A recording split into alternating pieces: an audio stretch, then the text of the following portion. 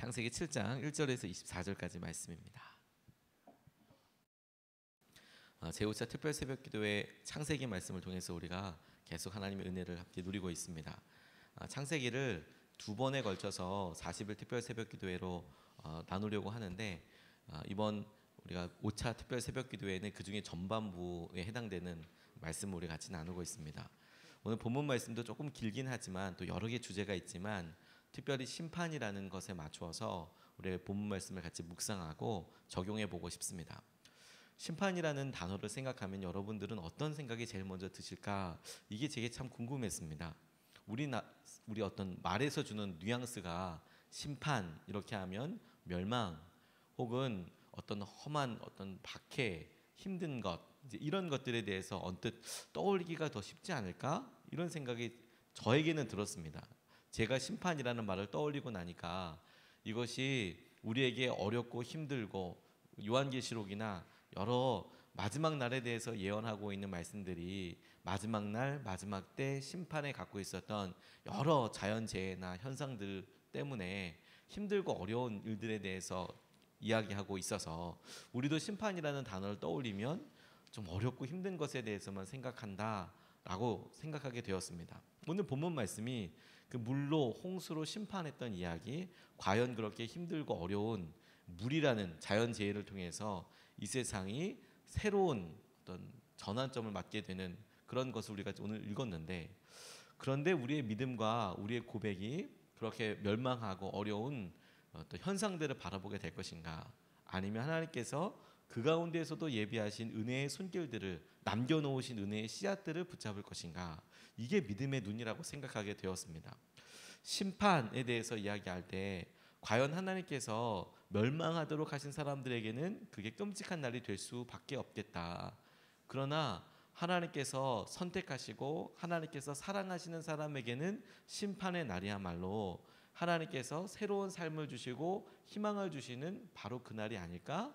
이렇게 생각하게 되었어요.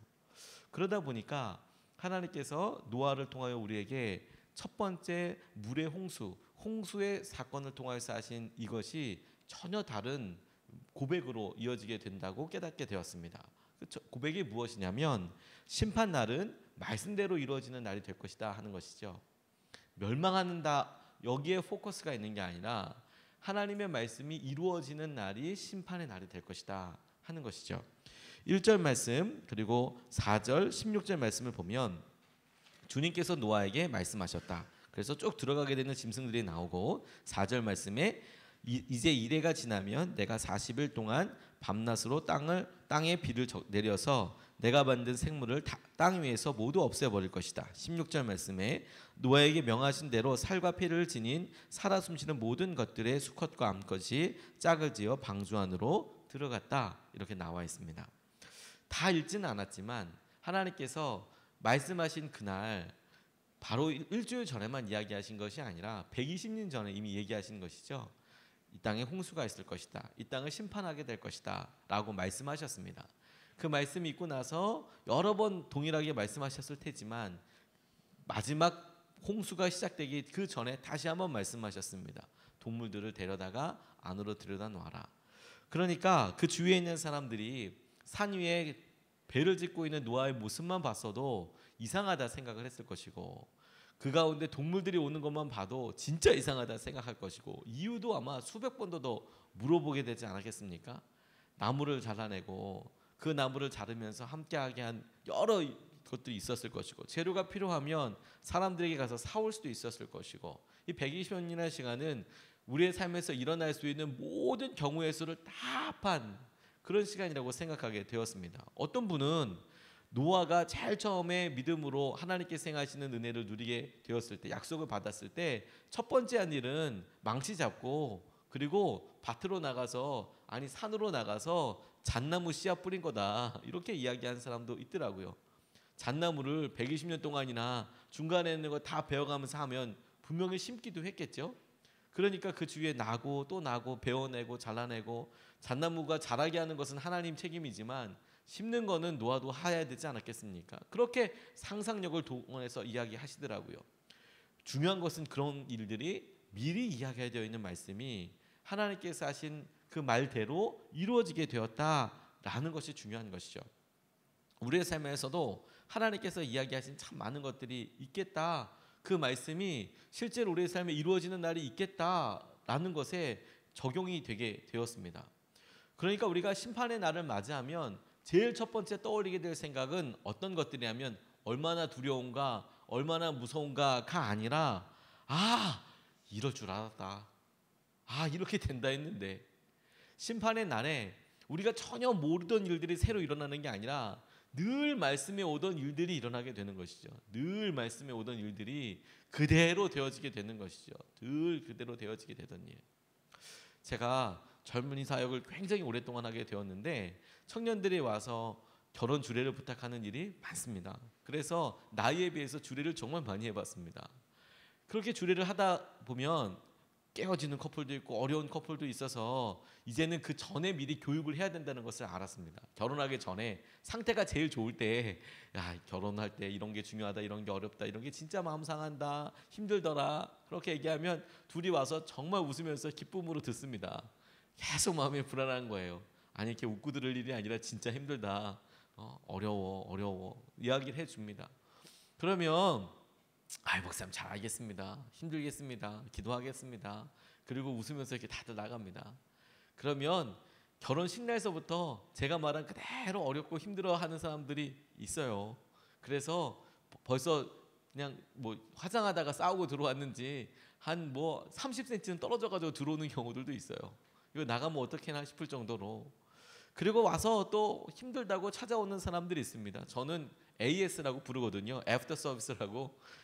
주례하고 나서 힘들면 찾아와라 얼마든지. 그러면 찾아옵니다. 그러면 엄청 어마무시한 일까지도 찾아오는 일이 아니에요. 그냥 삶의 습관들, 말이 통하지 않는 것들, 그런 것들이 진짜 아프거든요. 아픈데 아프다고 이야기해 줬는데 그때는 잘 몰랐던 거죠. 해보니까 아픈 거죠. 그래서 알았어요.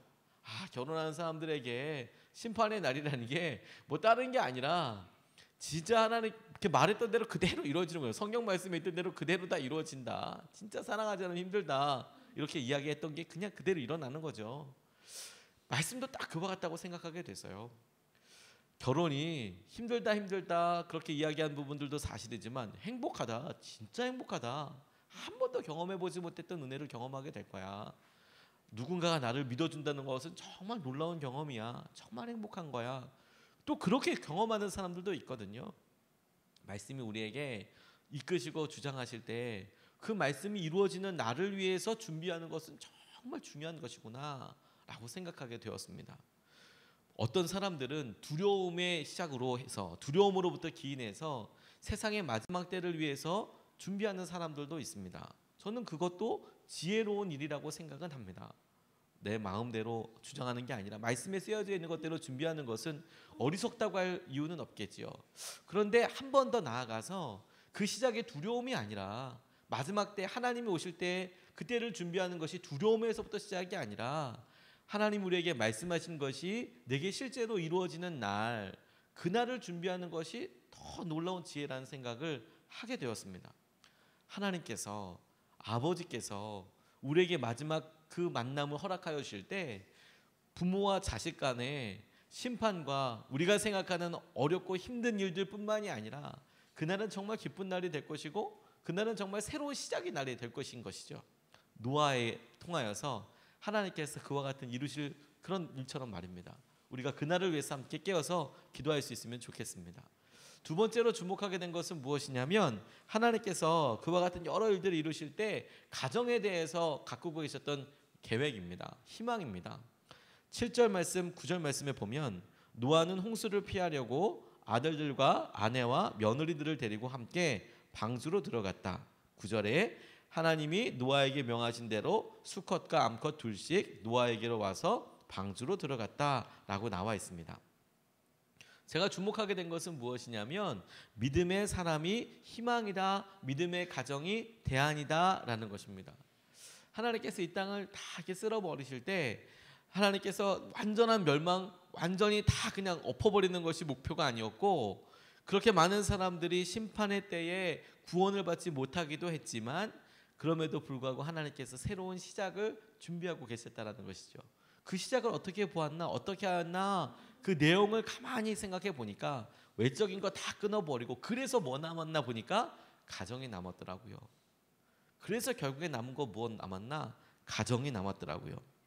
하나님께서 이 세상의 마지막 순간에도 가지고 계신 희망이 있다면 가정이다라는 생각을 하게 되었습니다. 하나님께서 우리에게 주신 은혜의 가정들이 있는 거구나. 가정은 하나님께서 사람에게 주신 첫 번째 선물이기도 합니다. 그리고 마지막까지도 필요하다라고 이야기하신 아주 견고한 의의 공동체이기도 합니다. 그래서 동물들도 암수로 들어갔다. 그래서 이후 새롭게 번성하게 될 그 다음 세상을 준비하는 씨앗이 되었다. 이게 너무 중요한 것이죠. 세상이 말세 지마를 향하여서 나아가고 아무리 약하다고 하더라도 하나님께서 이 세상을 다시 바꾸시고 다시 이끄실 때에도 만약에 하나 선택한다라고 이야기하시면 가정을 선택하시겠다라고 생각하게 됐어요. 거룩한 가정을 통하여서 하나님께서 은혜를 주시고 붙잡게 하여 주시고 인도하여 주시는 거구나. 우리가 오늘도 우리가 함께 사랑하여 기도하는 이 가정이 하나님께서는 이 세상을 멸하신 이후에도 선택하셔서 다시 부흥케 하는, 다시 소성케 하는 데 있어서 선택하실 만한 완전하고도 중요한 은혜의 통로라는 것을 우리가 꼭 기억할 수 있으면 좋겠습니다. 우리나라에 오셔서 사역하셨던 많은 분들 중에 한 가정이 참 귀한 가정이 있습니다. 로제타 셔우드라는 한 여인으로부터 시작된 선교의 역사인데, 그가 아름답고 아주 공부도 열심히 하고 재원이었고 더군다나 의사로서 준비가 되었는데, 하나님께서 조선이라는 땅을 보여주시고 나는 조선으로 갈 거야, 나는 조선에서 내가 가지고 있는 의술로 사람들을 만나게 될 거야, 이렇게 결단하게 하였습니다. 지금이야 여의사들도 많고 병원들이 그래도 많이 있지만 뭐 우리나라에 서양 의사가 거의 없을 때, 여자 의사는 전혀 없을 때 이 셔우드라는 여인은 첫 번째 여성 의사가 되었습니다. 여성 의사가 필요했던 이유가 무엇이냐면 이 여인들은 뭐 만날 수 있는 방법이 없는 거예요. 남자들 의사들 앞에 여자들이 웬만해서는 죽을 병에 걸려도 자존심이나 부끄러움 때문에 나가지를 못하는 겁니다. 그러니까 여인들이 많이 죽어가는 거예요. 아이들은 그나마 어떻게 해보는데 여인들은 어떻게 약도 한번 못 써보고 죽어가는 거죠. 그런 이야기를 듣고 셔우드가 내가 가겠다, 이 로제타라는 여인이 가겠다고 결단했습니다. 그런데 그녀를 아름답게 보고 있었던 한 남자가 있었는데 윌리엄이라는 남자였습니다. 윌리엄 제임스 홀이라는 사람이 자기는 인도로 선교를 가려고 하는데, 아니 자기가 좋아하는 이 여인이 조선으로 가겠다고 이야기하니까, 한국으로 가겠다고 하니까 자기의 삶에 있어서 굉장히 중요한 기도를 하게 됩니다. 어떻게 해야 할까요? 그리고 여인이 먼저 조선으로 떠나버렸어요. 나는 사역지로 갈 거다. 떠나버리니까 윌리엄 혼자서 기도하다가 나도 주님 따라갑니다. 그리고 주님과 함께 사랑하는 여인도 따라가겠습니다. 인도로 가지 않고 조선으로 오게 됐습니다. 한국에 와서 첫 번째로 결혼한 커플이 됐습니다. 한국에서 외국 사람들이 그렇게 결혼했으니까 사람들한테도 굉장히 신기했겠죠. 그리고 그 가운데 아이가 태어났습니다. 한국에서 결혼하고 한국에서 외국 사람이 결혼해서 낳았던 첫 번째 아이가 태어나게 되었습니다.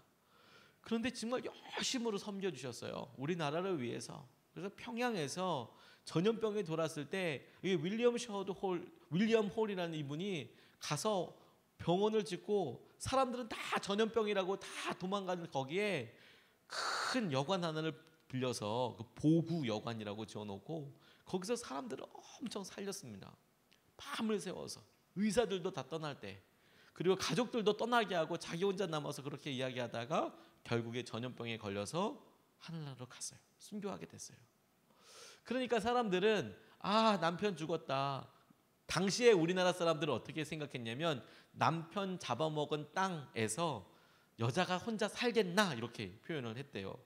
우리나라에서 남편이 죽었으니 남편 죽었는데 이 땅 있겠나 이런 이야기를 한 거죠. 근데 과연 둘째를 임신해서 그래서 미국으로 떠나게 되니까 돌아오지 않을 거야 이런 생각을 했는데, 아이를 낳고 나서 아이가 어느 정도 크고 나니까 오히려 기금을 모아서 다시 한국으로 내려왔습니다. 그리고 평양에다가 병원을 지었고 이름을 기홀 병원이라고 지었어요. 홀, 자기의 남편 성이죠. 남편을 기념하는 기홀 병원을 짓고 어려운 사람들을 위해서 열심으로 이 여자분이 사역하기 시작한 거예요. 여인으로서. 뿐만 아니라 그 땅에서 태어났던 자기의 자녀들도 의사가 되어서 한국에서 사역을 하기 시작했어요. 하나님께서 한 가정을 통하여서 놀라운 주의 은혜와 마음을 이루신다는 것, 심으신다는 것을 이와 같이 하시는 거구나 생각하게 됐어요. 우리 가정이 예수님의 사람들 교회에 나와 있는 우리 모두가 가정을 이렇게 아름답게 키워가고 세계와 민족과 아니 우리 주위에 있는 사람들을 위해서 심겨지는 그런 믿음의 가정이 되기 위해서 기도해야 하는 거구나.